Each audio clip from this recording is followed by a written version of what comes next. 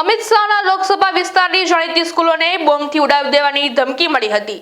વસ્ત્રાલમાં આવેલ હીરાબાદ સ્કૂલ ખાતે બોમ્બની ધમકીના મેસેજ મળતા વિદ્યાર્થીઓના વાલીઓ પોતાના નોકરી ધંધા પડતા મૂકીને બાળકોને લેવા સ્કૂલે દોડી આવ્યા હતા।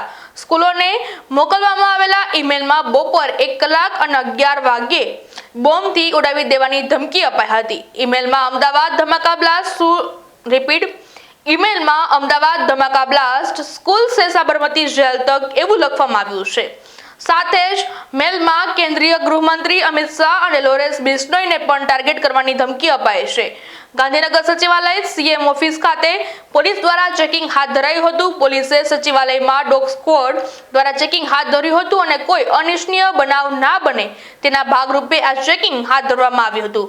અમદાવાદ, ગાંધીનગર, કલોલ શહેરની અલગ અલગ સ્કૂલોને બોમ્બથી ઉડાવી દેવાની ધમકી મળી છે। શેબર્સ હાઇડ્સ, અગ્રેશન, ડીએવી ઇન્ટરનેશનલ સ્કૂલ સહિત 11 થી વધુ સ્કૂલોને ધમકી ભર્યા ઈમેલ મળ્યા હતા। મારું નામ દેવેન્દ્રભાઈ ચૌધરી, સંચાલક હીરાબા શિક્ષણ સંકુલ વસ્ત્રાલ। અહીંયા જે સવારે અમારી સ્કૂલ તો રેગ્યુલર ચાલુ જ હતી। અહીં અમને કોઈ એક પ્રકારનો ઈમેલ પણ ધમકી ભરે કોઈ મળ્યો નથી કે એવું કોઈ વાતાવરણ બી નથી। અહીંયા બપોરે લગભગ 1:30 વાગ્યાની આસપાસ અમારી બીજી શિફ્ટ પ્રાઇમરી ચાલુ થઈ। એ વખતે વાલી લેવા આવ્યા, થોડા વાલી લેવા, એટલે પછી એમને કહ્યું કે ભાઈ અહીંયા કોઈ એવી મેલ પણ નથી આવ્યો ધમકી ભર્યો કે એવી કોઈ તકલીફ પણ નથી।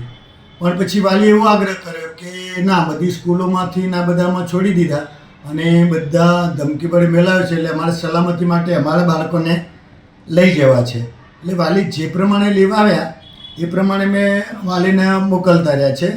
પણ અહીંયા અમારે જે ખરું ને એવી કોઈ મેલ પણ નથી મળ્યો ધમકી ભર્યો કે એવી કોઈ તકલીફ પણ નથી।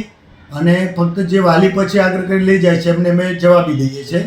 બાકી બધાને મારો એક સંદેશ એ છે કે જ્યારે પણ આવું કોઈ પણ જગ્યાએ કે આવું ધમકી ભર્યા મેલ મળતા હોય કે હોય ત્યાં એ બરાબર છે, ત્યાં પણ બાકીની જે સ્કૂલોમાં ક્યાંય તકલીફ ના હોય ત્યાં વાલી કે બીજા કોઈ ખોટી અફવા ના ફેલાવે એના માટે વિનંતી છે।